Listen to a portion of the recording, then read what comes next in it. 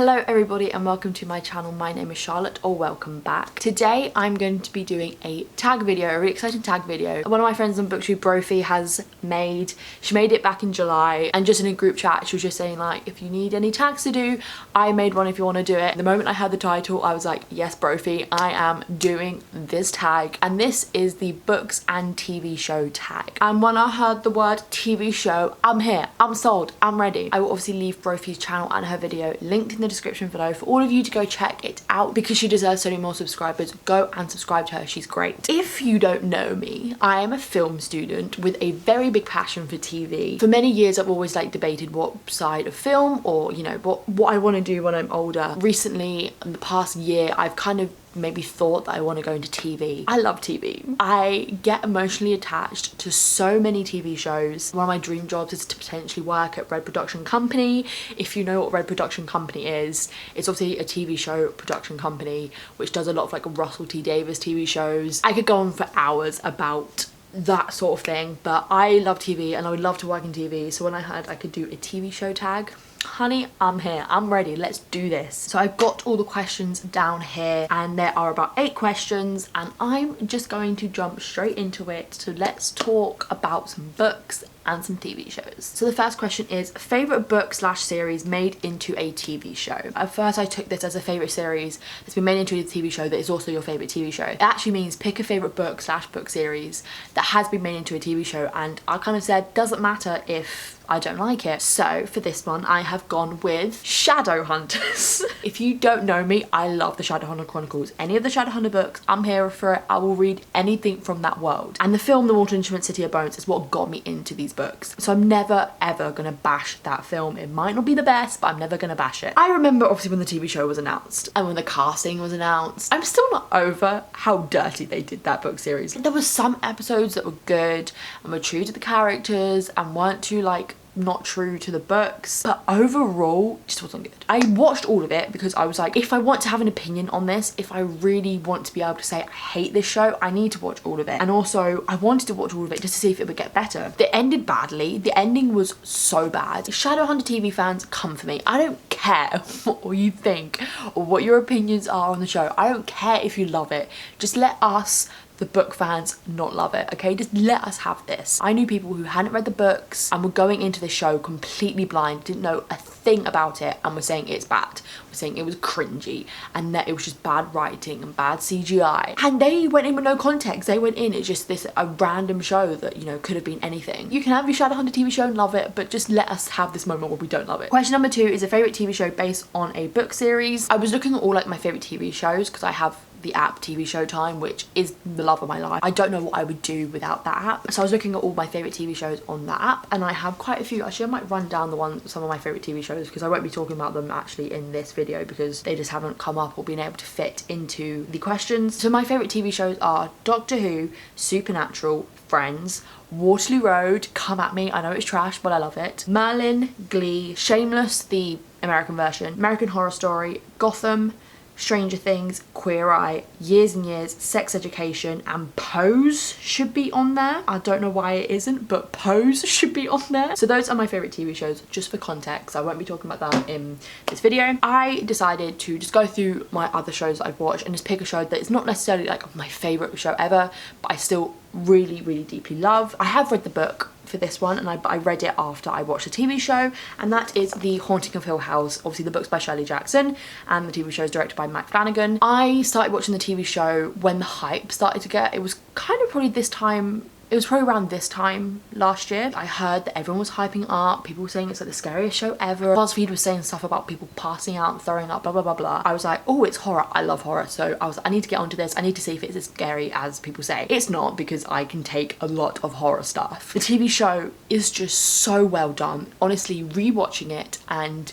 connecting everything and knowing what happens and just the whole premise and the construction of the TV show is genius. It's just so well done, and honestly I think it's one of the best pieces of TV we've had for a while. I can't wait for the second season to see if it's going to be just as good and what path they're going to go down. I recently read The Haunting of Hill House for university because I have to read it for my film and television adaptations module, I meant to say. Obviously, having seen the show before, I went into the book knowing it was different because I've learned from like other stuff that I know that the TV show, even though it's not super different, Mike Flanagan has in a sense weaved and made his own plot, and I really enjoyed the book. I think I gave it like a 4 out of 5 stars, and it was just so enjoyable because it wasn't a hard read. It wasn't even though it's like published in the 1950s, it's not that hard of a read. The way the horror and the idea of the haunting of this place is written is just so good. I am having to write an essay on it, so I kind of feel like I know everything about this book at the moment, and I've annotated it, and I love both. I love both the book and the TV show. I feel I can also separate them both and have them as two different mediums and different kind of adaptations. I also can easily compare them and say what one does better than the other. I have a really good relationship now with the kind of whole world of The Haunting of Hill House, and I've even watched one of the films, The Haunting, which is the 1963 version. I want to maybe watch, is it the Liam Neeson version? Apparently that's really bad. The third question is a book / series that needs to be made into a TV show as soon as possible. We all know a basic answer for this one, and I'm gonna put it out there, but then I'm not gonna, actually that's not gonna be my answer. That's obviously Percy Jackson. I'm just saying, moving on. But the book that I'm actually going to go for is The Devouring Grey by Christine Lynn Herman. Because this book has been compared to Stranger Things and Riverdale, I just can see it as a TV show so well because it's got that founding families, that Riverdale Vampire Diaries feel. I think maybe on like the CW or something like that, it would be really well done, because it's about a girl who moves to this kind of little town where her mum used to grow up, and when she moves there she doesn't know that she is a descendant of one of the founding families of this town, and she starts meeting these other kids who are the descendants of the other founding families. She realizes that those people have powers and that she has powers, and that there's some sort of dark mysterious thing going on. As a TV show it works so well because you'd have little obviously episodes where it would end in cliffhangers and you would be always guessing what's going to happen, and I think it would just be done so well and the atmosphere would be so good. And because it's got like an element of the Upside Down, its own kind of version of the Upside Down, obviously from Stranger Things, I just feel like it would work so well as a TV show, and you could have a really great episodic kind of structure to it. I just love this book so much. Question 4 is a book series that should never have been a TV show, and Brophy put this one for her answer, and I'm just gonna have to reiterate it, and that is 13 Reasons Why. So I read this book when the TV show was out, but before I'd actually watched the TV show, because obviously I wanted to read the book before I watched the TV show. So I was like having to avoid all spoilers from people who had just straight away watched the TV show. The book wasn't like, oh my god, this book is mind-blowing, I love it so much. I probably gave it between a 3.5 and a 4 out of 5 stars maybe, and I enjoyed it. And then I watched the TV show and I knew from other people's like concerns and other people's opinions that it was going to be a tough watch. It's weird saying I enjoyed it because I hate the TV show now. I don't think it's a good idea anymore. I liked it because I liked what they were trying to do and what their intentions were. I just felt like they went too far with making a season 2. I did watch season 2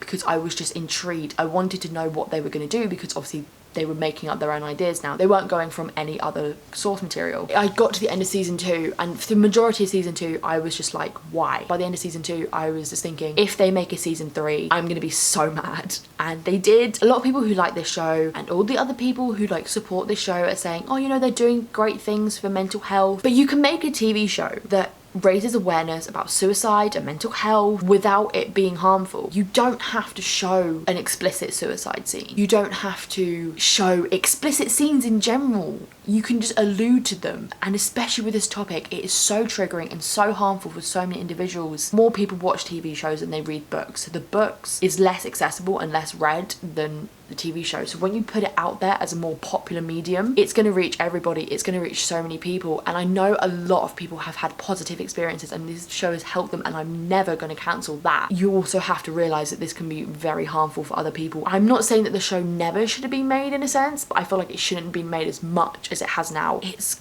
going down the road of Riverdale and how mad and crazy and stupid it is. Question 5 is a movie adaptation that should have been a TV show, and I'm going to go back and say an answer that I said before, and that is Percy Jackson. Movies flopped, we all know that. It would just have been so good as a TV show because it is a middle grade series. It would have been so good for it to be a TV show, to be more accessible to young audiences and also young adult audiences and every audience if they casted right and if they just created the show better and created it more in Rick Riordan's vision. It just would work so well as a TV show, because you imagine, again, one book a series don't even have to be that long, and you're just watching the adventures of Percy Jackson. I love how the Lightning Thief musical Twitter account is like trying to say to Disney, the Disney Plus streaming service, like, please can you make a TV show for this, please? I feel like they need to do it for Rick Riordan. That man has been done dirty by those films. He hates those films. He doesn't want to think about those films. That man is the most precious human being. We must protect him, and by protecting him we must give him an amazing adaptation of his beautiful series. It annoys me that they haven't thought about it, because they did it for the Shadowhunters. Why can't they do it for Percy Jackson? How many times do we have to say it? How many times do we have to tell the masses that we want a Percy Jackson TV show? Question 6 is a book series you read because of a TV show. And I'm gonna throw it back to pre-BookTube for me. I'm gonna throw it back to like 2012, 2013. And the TV show slash book series that I'm gonna be talking about is Pretty Little Liars. I was obsessed with Pretty Little Liars when I was like year 8, so I must be like 13 years old, like most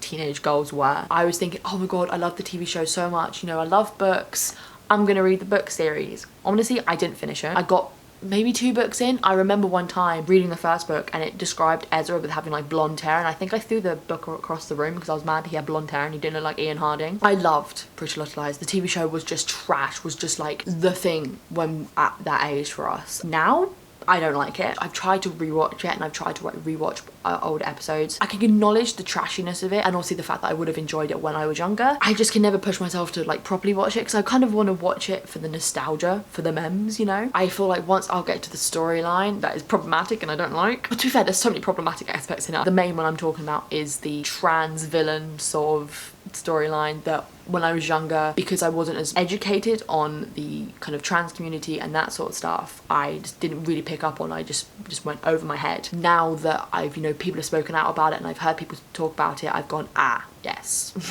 maybe not. I also hate myself for being Ezra trash when I was younger. That's how bad and how wrong that show is. The fact they told a 13-year-old that this relationship was cute, it is not. The fact that her parents let her marry Ezra is wrong. I'm sorry, even if I was an adult and I said to my parents, oh, by the way, my old teacher who I used to date in high school is just proposed to me, I'm getting married to him, my dad would be like, this is not happening, I'm reporting you to the police. And what parent does that? Honestly? Okay, we're gonna leave it before I actually get into like a proper rant, because I've looked at how long I've been filming for and it's long. Question number 7 is a TV show that reminds you of a book series or a book series that reminds you of a TV show. It's kind of like both ways round, because when I was looking for TV shows that remind me of book series, I realised there was one TV show that I found that reminded me of a book. I watched the TV show before I read the book. It kind of worked both ways round. And the book is Opposite of Always by Justin A. Reynolds, and the TV show is Russian Doll. I didn't finish Russian Doll. I feel like I should, but I just didn't. Opposite of Always is about a boy called Jack who meets a girl called Kate at a party, and they start dating and he like madly falls in love with her, but then like a few months down the line she dies from like a illness. The first time he ends up like falling down the stairs or something like that, and he thinks he's gonna die, but then he suddenly has this weird moment and he wakes up back at the party, and then he realizes that he's kind of been put back in time so he could try and save Kate, and then he repetitively time travels back to the party to try and save Kate until he eventually can save Kate. And then obviously why this reminds me of Russian Doll is because Russian Doll is about a woman. It's her birthday and she keeps, in a sense, reliving her birthday. She basically keeps dying. She'll like die at the end of her birthday and then wake up back at the beginning of her birthday party. They both remind me of each other because it's about the main character. Even though Jack doesn't necessarily die all the time, it's about him reliving.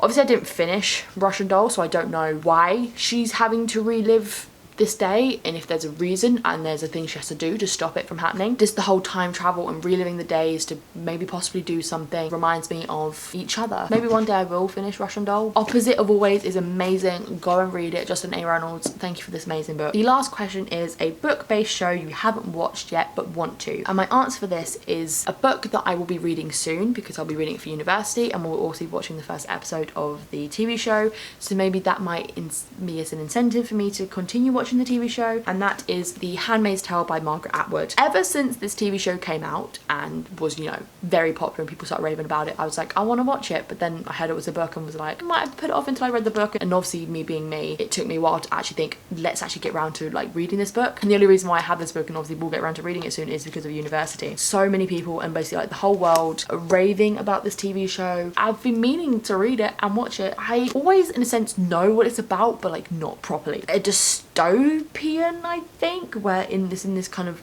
version of our world where women have stopped being fertile, but there are a group of women who are fertile, so they're kind of rearing them and forcing them to breed. And the TV show is, you know, very, very hyped, very loved, and it's very emotional and gritty. It's also got Alexis Bledel in it, which is like forcing me to want to watch it because Rory Gilmore. So that is it for the books and TV show tag. I hope you all enjoyed it. Once again, go and check out Brophy's channel and video in the description below. Thank you, Brophy, for creating this tag. I had a lot of fun. I ranted a bit per usual, like per every video. If you want to do this tag, go ahead and do it. I'm not going to tag specific people, A, because I don't know if people have done it before, or there are some people who might not want to do it because they don't watch enough TV. So I hope you enjoyed watching this. If you're new here, don't forget to subscribe to my channel. I make hopefully weekly videos, or videos like this weekly, and I also put up weekly reading vlogs. All my links in the description below to follow me on Twitter, Instagram, Goodreads, all that good stuff. I will catch you all in my next video.